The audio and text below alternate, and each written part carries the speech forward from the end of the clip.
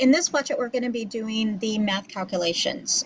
In the previous section, we looked at the operators and we found out what an operand is. So now we're going to take the knowledge from before and apply it in coding. In this activity, our first part is that we have some print statements here where we're taking the operand 2 and 3, and we're going to perform different calculations. Once you have typed all of these in the inline coder, I want you to hit run, and then you can view the answers on the right-hand side. Change the numbers, go in and add more numbers if you want, but practice putting in different numbers and getting the value out of it, or the output. Now, something that we need to remember is if there is a decimal number with an integer number, the output is going to be a decimal number or a float value. Floor division yields only the whole number of times that the numerator is divisible by the denominator. So if we look at this picture right here before we get to the actual code, here we have 5 goes into 9 divided by 5 has a quotient of 1. That is what the floor division will give you. So if you use floor division, you're going to get that 1. And then the remainder, if we needed to find out what the remainder was, we would use the modulus division to retrieve the remainder. Now you might be asking yourself, well, why would I need that?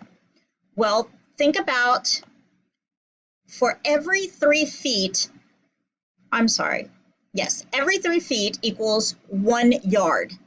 So if I have more than, if I'm converting from inches into yards, well, I need to know that there's 12 inches in a foot.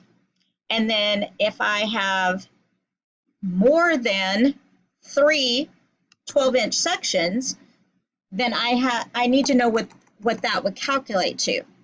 So there is reasons to use floor division versus using regular division.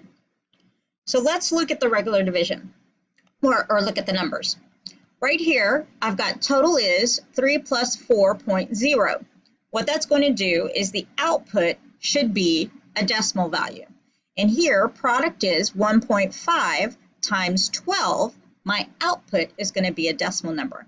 Now, instead of using the inline coder, I have gone ahead and typed all this into our Python IDL, and I've typed everything in already, and I just saved it as temp. Remember, I told you that you could create a temp file and use it every time to put in new information.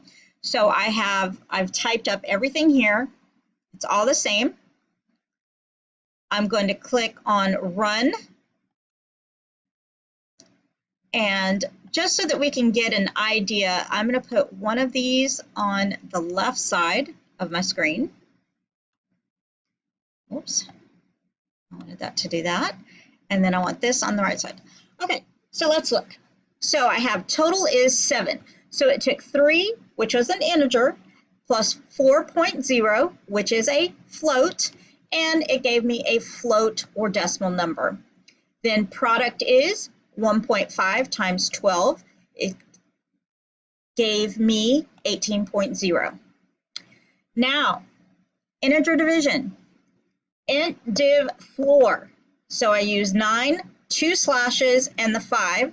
And then I have int division, which is 9 divided by 5. Now, in other languages, if I was to do integer division, it would give me a whole number because I have 2 whole numbers and I'm dividing them and I would get a whole number back. However, in Python, it gives us a decimal number. So later on, we'll talk about that more. If you take the Java class, we'll get into that, but that is a difference in the language. Here I have my decimal division. 9 divided by 5.0 gives me 1.8. My floor division gives me 1.0. Now, if you notice the difference, because I did floor division with a decimal number, it still only gave me the lowest the lowest whole number, but it did put a decimal on it because I am doing float division or division with decimals. See the difference? Now here, the modulus, remember I told you, modulus gives you back just the remainder. So now I have modulus division, 9 modulus 5 gives me the answer of 4. All right, so let's go back over to our website. There are some shortcuts. These are ways of writing code that are shorter. You don't have to write it all out. Right here we have num equals 3. Num plus equals 1. Print num. So if we go back over to our temp file, I am going to put this right here. I'm going to go ahead and delete out all the stuff that's in here. I'm going to take this and I'm just going to do the first one for you, and then you can go in and do the others to get an idea of how the shortcuts work.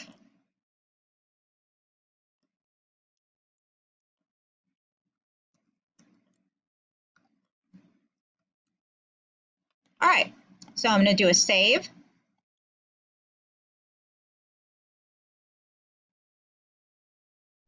And I'm going to run it. And now my answer is 4. So what it did is it took the value of 3 that is currently in num, and then it added 1 to it. And if I was to print that, it prints out 4. All right, so now what you're going to do is the check your understanding. Read through that, answer it, and when you're done with the check your understanding, go to the assignment page and begin your assignments.